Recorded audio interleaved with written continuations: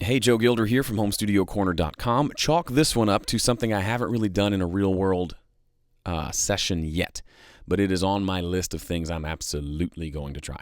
So what is it? Come up here to the top of your window and click on Scratch Pad. This has to do with everything I talked about in the last video about these different sections of the Arranger window and how you can use it to rearrange your entire song, and it drags everything beneath that section with it, which is so cool.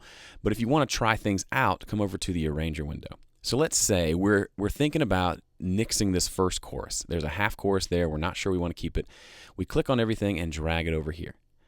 So as you can see, when I clicked up here on Scratchpad, a new window opened up to the right.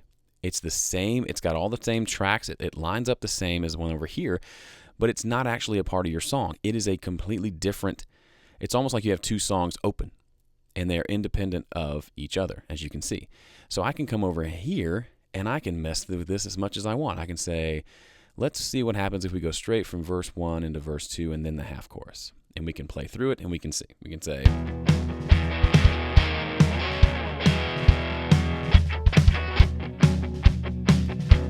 and honestly, I've already tracked drums on this, but that's kind of a cool transition. I've never thought of going from that progression back into the verse again. And then it goes into the chorus here. That's really interesting. What if I decided that, I don't know, maybe I want to shake this up and this little one bar turnaround that I've got here. I'm drawing a new section here. Let's call it, what are we going to call this? One bar turn. It's way too long of a name. Real quickly, you can see over here on the left, I now have different scratch pads labeled over here, so I can come rename things and do stuff like that. I can even rename this as test 1, whatever. And so I've named my scratch pad. This is going to be moving around this one bar turn or something like that. Very, very cool. So I can come over here and I can say, what if I took this one bar turn and I put it right here? Okay, it moved it over there. That's cool. What if I want to leave it where it was and move it over there? Hold down Option, just like holding down Option and clicking and dragging anything in a session will copy it. We just copy that over. So now we've got the turnaround here.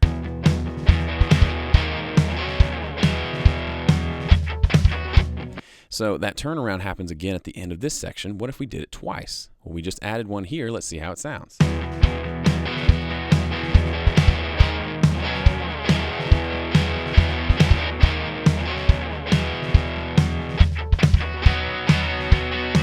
So that's interesting. The problem, though, if you notice, there is only one guitar for the second one because I dragged it over from the first time when there was only one guitar playing.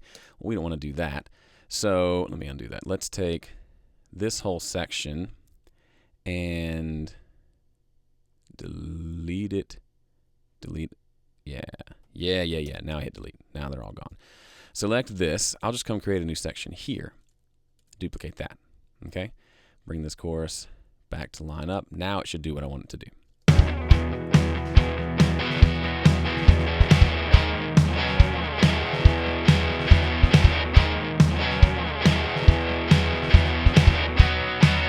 This is blowing my mind. When I first saw this, I thought, this is how I'm going to write my next song. And turns out I didn't. I did it mostly the old-fashioned way with a guitar and a piece of paper. But this is so cool. I mean, imagine you play a cool riff and you think, man, I wish I'd played that twice.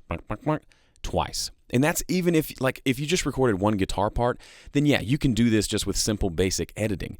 But it's so much easier. You move it over and it moves all the audio to the right over, but also it does it across all of your tracks. It duplicated my loop. It duplicated all 3 guitars. It also duplicated the vocal part that's there that we're not listening to. It's all there. That's ridiculous.